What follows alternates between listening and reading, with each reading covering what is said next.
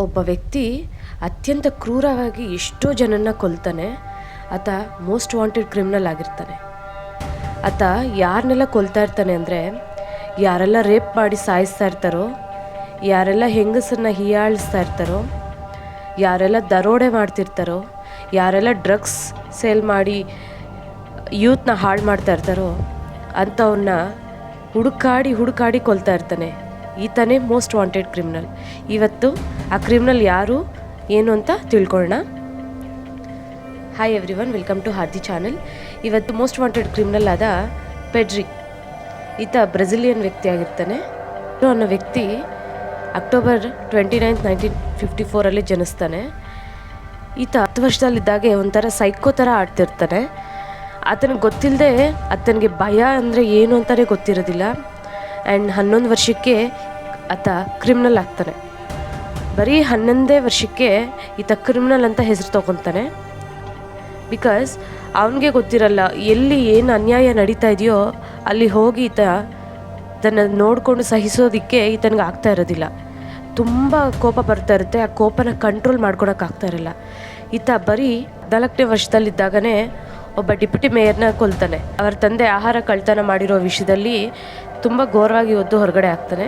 But ಅಲ್ಲಿ ಪೆಡ್ರಿ ಅವ್ರ ತಂದೆ ಯಾವುದೇ ತಪ್ಪಿರೋದಿಲ್ಲ. ಅವ್ರ ತಂದೆದು ಆಹಾರ ಕದ್ದಿದ್ದು ಆತನಾಗಿರಲ್ಲ, ಬೇರೆಯವರಾಗಿರ್ತಾರೆ. ಬಟ್ ಡಿಪ್ಯೂಟಿ ಮೇಯರ್ ಅದನ್ನು ಸಹಿಸದೆ ಏನೋ ಒಂದು ಇಂಟೆನ್ಷನಲ್ಲಿ ಇವನ್ನ ಹೊರಗಡೆ ಹಾಕಿರ್ತಾನೆ. ಪೆಡ್ರಿಗೆ ಗೊತ್ತಾಗಿ ತುಂಬ ಕೋಪ ಬರುತ್ತೆ. ಈವನ್ ಅವನಿಗೆ ಆ ಕೋಪನ ಕಂಟ್ರೋಲ್ ಮಾಡ್ಕೊಳಕ್ಕಾಗೋದಿಲ್ಲ. ಆಟೋಮೆಟಿಕ್ಕಾಗಿ ಅವನ ಬ್ರೈನಲ್ಲಿ ಒಂದು ಸೈಕೋಪ್ಯಾಥೆಟಿಕ್ ಮೆಂಟ್ಯಾಲಿಟಿ ಅವನ ಮೈಂಡಲ್ಲಿ ಬಂದ್ಬಿಡುತ್ತೆ. ಸೊ ಏನಾದರೂ ಮಾಡಿ ಸೇರ್ ತೀರ್ಸ್ಕೋಬೇಕು ಅಂತ ಹೇಳಿ ಆ ಮೇಯರ್ನ ಅತಿ ಘೋರವಾಗಿ ಕೊಲ್ತಾನೆ. ಅದೇ ಆತನ ಮೊದಲ ಕೊಲೆ ಆಗಿರುತ್ತೆ. ಅಷ್ಟೇ ಅಲ್ಲದೆ ರಿಯಲ್ಲಾಗಿ ಫುಡ್ ಯಾರು ಕದ್ದಿದಾನೋ ಅಂತ ತಿಳ್ಕೊಂಡು ಹುಡುಕಾಡಿ ಅತಿ ದಾರುಣವಾಗಿ ಆ ಫುಡ್ ಕಳ್ತನ ಮಾಡಿರೋ ವ್ಯಕ್ತಿನ ಸಹ ಬಿಡ್ತಾನೆ. ಆಗ ಬರೀ 14ನೇ ವರ್ಷಕ್ಕೆ ಈತ ಕೊಲೆಗಾರ ಅಂತ ಗೊತ್ತಾಗುತ್ತೆ. ಸ್ವಲ್ಪ ಇಯರ್ಸ್ ಆದಮೇಲೆ ಪೆಡ್ರಿ ತಾಯಿ ತೀರ್ಕೊತಾರೆ. ಈತನಿಗೆ ಗೊತ್ತಾಗುತ್ತೆ ವಿಷಯ ಯಾವ ಥರ ತೀರ್ಕೊಂಡ್ರು ಅಂತ. ಅವ್ರ ತಾಯಿನ ಕೊಂದಿದ್ದು ಯಾರೂ ಅಲ್ಲ, ಪೆಡ್ರಿ ತಂದೆನೇ. ಪೆಡ್ರಿ ತಂದೆ 21 ಬೋನ್ ಮುರಿಯೋ ಥರ ಹೊಡೆದು ಅವರತ್ವಾಗಿ ಕೊಲೆ ಮಾಡ್ತಾನೆ. ಆ ಕೊಲೆ ಕೇಸಲ್ಲಿ ಪೆಡ್ರಿ ತಂದೆ ಜೈಲಿಗೆ ಸಹ ಹೋಗ್ತಾನೆ. ಈ ವಿಷಯ ಪೆಡ್ರಿಗೆ ಗೊತ್ತಾಗುತ್ತೆ. ಇನ್ನು ಪೆಡ್ರಿ ಮೆಂಟ್ಯಾಲಿಟಿ ಗೊತ್ತಲ್ವಾ ಯಾವ ಥರ ಇರುತ್ತೆ ಅಂತ. ಪೆಡ್ರಿ ಇದನ್ನ ಸುಮ್ಮನೆ ಬಿಡಲಿಲ್ಲ. ಜೈಲಲ್ಲಿ ಹೋಗಿ ಅವ್ರ ತಂದೆನ ಹಾಕಬೇಕು ಅಂತ ಹೇಳಿ ಪ್ಲ್ಯಾನ್ ಮಾಡ್ಕೊಂಡು ಹೋಗ್ತಾನೆ. ಸೇಮ್ ಆ್ಯಸ್ ಇಟ್ ಈಸ್ ಅವ್ರ ತಾಯಿನ ಯಾವ ಥರ ಕೊಲೆ ಮಾಡಿದ್ನೋ ಪೆಡ್ರಿ ತಂದೆ, ಸೇಮ್ ಆ್ಯಸ್ ಇಟ್ ಈಸ್ ಅದೇ ಆಯುಧ ತೊಗೊಂಬಂದು ಅವ್ರ 21 ಬೋನ್ ಮುರಿಯೋ ಥರ ಹೊಡೆದು ಅವ್ರ ತಂದೆನ ಕೊಲೆ ಮಾಡ್ತಾನೆ ದಾರುಣವಾಗಿ. ಅಷ್ಟೇ ಅಲ್ಲದೆ ಆತನ ಹಾರ್ಟ್ ಕಿತ್ತು ಹೊರಗಡೆ ಎಸೆದು ದೂರ ಹಾಕ್ತಾನೆ. ಕೊಲೆ ಎಲ್ಲರ ಪೊಲೀಸರ ಕಣ್ಣ ಮುಂದೆ ನಡೆಯುತ್ತೆ. ಅಂದರೆ ಇದು ಜೈಲಲ್ಲೇ ನಡೆಯುವಂಥ ಘಟನೆ ಆಗಿರುತ್ತೆ. ಆ್ಯಂಡ್ ಶಾಕಿಂಗ್ ಕೇಸ್ ಸಹ ಆಗಿರುತ್ತೆ. ಯಾಕಂದರೆ ಅಷ್ಟು ಈಸಿ ಅಲ್ಲ ಜೈಲಲ್ಲಿ ಒಬ್ಬ ವ್ಯಕ್ತಿನ ಕೊಲ್ಲಬೇಕು ಅನ್ನೋದು. ಬಟ್ ಈತ ಹೇಗಾದರೂ ಮಾಡಿ ಈ ಸೇಡ್ ತೀರ್ಸ್ಕೋಬೇಕಂತ ಹೇಳಿ ಅವ್ರ ತಂದೆನ ಅತಿ ದಾರುಣವಾಗಿ ಎಲ್ಲರ ಮುಂದೆನೂ ಕೊಂದು ವಾಂಟೆಡ್ ಕ್ರಿಮಿನಲ್ ಆಗೋಗ್ಬಿಡ್ತಾನೆ ಆ ಟೈಮ್ಗೆ ಆತ.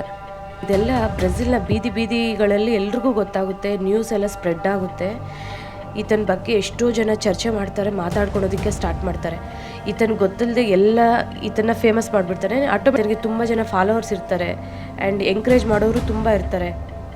ಇವನಿಗೆ ಗ್ಯಾಂಗ್ ಸಹ ಇರುತ್ತೆ. ಯಾವುದೇ ಕೇಸಲ್ಲಿ ಹೋದ್ರೂ ಈಸಿಯಾಗಿ ಹೊರಗಡೆ ಬಂದುಬಿಡ್ತಾ ಇರ್ತಾನೆ. ಬಿಕಾಸ್ ಹಾಗಿರುತ್ತೆ ಆತನ ಫ್ಯಾನ್ ಫಾಲೋಯಿಂಗ್. ಫೈನಲ್ ರಿಪೋರ್ಟರ್ ಆತನಿಗೆ ಕ್ವಶನ್ ಮಾಡಿದಾಗ ಆತ ಹೇಳ್ತಾನೆ, ನಾನು ಬ್ರೆಜಿಲ್ ರೋಡ್ಸಲ್ಲಿ ಎಲ್ಲರೂ ಭಯ ಇಲ್ಲದೆ ಸುತ್ತಾಡೋದೇ ನನ್ನ ಏಮ್, ಅದು ನಾನು ಮಾಡಬೇಕು ಅಂತ ಹೇಳಿ ಧೈರ್ಯವಾಗಿ ಹೇಳ್ತಾನೆ. ಅಲ್ಲಿ ಅಷ್ಟೇ ಅಲ್ಲದೆ ಎಷ್ಟೋ ಜನ ವಿಧವೆಯರು ಅಲ್ಲಿರೋ ಸರ್ಕಾರಕ್ಕೆ ಮತ್ತು ಎಷ್ಟೋ ಜನ ಡಾನ್ಗಳ ಕೈಯಲ್ಲಿ ಗೊಂಬೆಗಳಾಗಿರ್ತಾರೆ ಅಲ್ಲಿರೋ ವಿಧವೆಗಳು. ಅದಕ್ಕೆ ತುಂಬ ಇಷ್ಟಪಡ್ತಾಳೆ. ಈವನ್ ಈ ಪೆಡ್ರಿ ಸಹ ತುಂಬ ಇಷ್ಟಪಡ್ತಾನೆ ಆಕೆಗೆ. ಹೀಗೆ ಇದ್ದಾಗ ಕೆಲವು ಪೆಡ್ರಿ ವೈಫ್ನ ಅತಿ ದಾರುಣವಾಗಿ ಕೊಲ್ತಾರೆ. ಆತ ಬೇಕಂತಲೇ ಪೆಡ್ರಿ ವೈಫ್ನ ತುಂಬ ಘೋರವಾಗಿ ಸಾಯಿಸ್ತಾರೆ. ಸೊ ಆಗ ಪೆಡ್ರಿಗೆ ಗೊತ್ತಾಗಿ ಆ ಸಾಯಿಸಿರೋ ವ್ಯಕ್ತಿಗಳು ಜೈಲಲ್ಲಿ ಸಹ ಇರ್ತಾರೆ. ಇವೆಂತಾಗಿರೋ ಪೆಡ್ರಿ ಅವ್ರನ್ನ ಹುಡುಕಾಡಿ ಸಿಕ್ಕಿರೋ ಕಡೆ ಎಲ್ಲ ಕೊಂದು ಬಿಸಾಕ್ಬಿಡ್ತಾನೆ. ಆದರೂ ಆತ ಸುಮ್ಮನೆ ಆಗೋದಿಲ್ಲ, ಇಷ್ಟಕ್ಕೆ ನಿಲ್ಲಿಸ್ಲಿಲ್ಲ.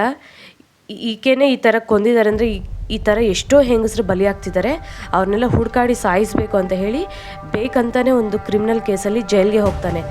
ಆ ಜೈಲಲ್ಲಿ ಎಷ್ಟೋ ಜನ ರೇಪಿಸ್ಟ್ಗಳನ್ನ, ಮರ್ಡರ್ಸ್ನ ಆ ಜೈಲಲ್ಲೇ 71 ಜನನ ಕೊಲೆ ಮಾಡಿ ಆ ಬಾಡೀಸೇ ಸಿಗೋದಿಲ್ಲ, ಆ ಥರ ಮಾಡಿಬಿಡ್ತಾನೆ. ಪೊಲೀಸ್ ಅವ್ರು ಮಾಡ್ದಿರೋ ಅಂಥ ಕೆಲಸನ ಈತ ಒಬ್ಬಾತನೇ ಅಷ್ಟು ಜನನ ಹೂತಾಕ್ಬಿಡ್ತಾನೆ. ಇವನ್ ಅವ್ರ ಬಾಡಿ ಸಹ ಸಿಗದಿರೋ ಥರ ಮಾಡ್ತಾನೆ. ಆ್ಯಂಡ್ 39 to 40 years ಜೈಲು ಶಿಕ್ಷೆ ಆಗುತ್ತೆ ಈ ಥರ ಈ ಕೊಂದಿರೋ ವಿಷಯದಲ್ಲಿ. ಆ್ಯಂಡ್ ಇಷ್ಟು ಜನ ಕೊಂದಿರೋ ವಿಷಯದಲ್ಲಿ ಅದನಿಗೆ 39 to 40 years ಜೈಲು ಶಿಕ್ಷೆ ಆಗುತ್ತೆ. ಆ ಜೈಲು ಶಿಕ್ಷೆನ ಸಹ ಅನುಭವಿಸ್ತಾನೆ. 40 years ಹೊರಗಡೆ ಬರ್ತಾನೆ. ಬಂದಮೇಲೆ ಈತ ಓನಾಗಿ ಒಂದು ಯೂಟ್ಯೂಬ್ ಚಾನಲ್ ಸಹ ಸ್ಟಾರ್ಟ್ ಮಾಡ್ತಾನೆ. ಎಲ್ಲ ಯೂತ್ಗೆ ಗೈಡ್ ಮಾಡ್ತಾನೆ, ಯಾವ ಥರ ಇರಬೇಕು, ಏನು ಮಾಡಬೇಕು, ಯಾವ ಥರ ಬಿಹೇವ್ ಮಾಡಬೇಕು, ನಮ್ಮಲ್ಲಿ ಮನೇಲಿ ಏನಾದ್ರು ತೊಂದರೆ ಆದರೆ ಯಾವ ಥರ ಫೇಸ್ ಮಾಡಬೇಕು ಅಂತ ಎಲ್ಲ ಥರ ವಿಡಿಯೋಸ್ನ ಅಪ್ಲೋಡ್ ಮಾಡೋಕ್ಕೆ ಇನ್ಸ್ಪಿರೇಷನ್ ಆಗಿ ನಿಲ್ತಾನೆ. ಬಟ್ ತುಂಬ ಶತ್ರುಗಳಿರ್ತಾರೆ. ಇತ್ತ ಸಿಗಬೇಕು ಅಂತ ಎಷ್ಟೋ ಜನ ಕಾಯ್ತಾ ಇರ್ತಾರೆ ಕೊಲ್ಲೋದಕ್ಕೆ. ಬಟ್ ಅವತ್ತು ಟೈಮ್ ಚೆನ್ನಾಗಿಲ್ಲ. 2023 ಈತ ಹೊರಗಡೆ ಬಂದಾಗ ಇದನ್ನು ಅತಿ ದಾರುಣವಾಗಿ ಶೂಟ್ ಮಾಡಿ ಸಾಯಿಸಿಬಿಟ್ಟು ಓಡೋಗ್ತಾರೆ. ಬ್ರೆಜಿಲ್ ಶಾಕ್ ಆಗಿ ನಿಲ್ಲುತ್ತೆ. ಬಿಕಾಸ್ ಈತ ಮಾಡಿರೋ ಕೆಲಸ ಇಂಥದ್ದು ಕೆಲಸ ಅಲ್ಲ, ಅಷ್ಟು ಈಸಿನೂ ಅಲ್ಲ ಕೆಲಸ. ಆತ 1 man ಆರ್ಮಿ ಥರ ನಿಂತು ಮಾಡ್ದಿರೋ ಕೆಲಸಗಳನ್ನ ಈತ ಮಾಡಿ ನೋಡಿಸ್ತಾನೆ. ಈತನಿಗೆ ಎಷ್ಟೋ ಜನ ಫ್ಯಾನ್ಸ್ ಇರ್ತಾರೆ. ಆ್ಯಂಡ್ ಈತನಿಗೆ ಏನಾದರೂ ತೊಂದರೆ ಆದರೆ ಸಪೋರ್ಟ್ ಮಾಡೋರು ಸಹ ಇದ್ದಾರೆ, ಅಷ್ಟೇ ಶತ್ರುಗಳು ಸಹ ಇದ್ದಾರೆ. ಮಾಡಿದ್ದು ಕರೆಕ್ಟಾ ರಾಂಗ್ ಅಂತ ನೀವು ತಿಳಿಸಿ. ನನ್ನಲ್ಲಿ ನನಗೆ ಇದು 100% ಕರೆಕ್ಟ್ ಅನ್ನಿಸ್ತಿದೆ. ಬಿಕಾಸ್ ಎಷ್ಟೋ ಜನರಲ್ಲಿ ಇಂಥ ಒಬ್ಬ ವ್ಯಕ್ತಿ ಇದ್ದಾರೆ, ಅದು ಈವನ್ ಪೊಲೀಸ್ ಅವ್ರು ಸಹ ಸರ್ಕಾರ ಸಹ ಮಾಡ್ದಿರೋ ಕೆಲಸನ ಈತ ಮಾಡಿ ನೋಡಿಸಿದ್ದಾನೆ. ಆತನಿಗೊಂದು ದೊಡ್ಡ ಸೆಲ್ಯೂಟ್. ಆ್ಯಂಡ್ ನಿಮ್ಗೆ ಏನು ಅನ್ನಿಸ್ತಿದೆಯೋ ನಿಮ್ಮ ಅನಿಸಿಕೆನ ದಯವಿಟ್ಟು ಕಮೆಂಟ್ ಮಾಡಿ, ಪ್ಲೀಸ್ ಲೈಕ್ ಮಾಡಿ, ಶೇರ್ ಮಾಡಿ ಆ್ಯಂಡ್ ಸಬ್ಸ್ಕ್ರೈಬ್ ಮಾಡ್ಕೊಳ್ಳಿ. Thank you so much.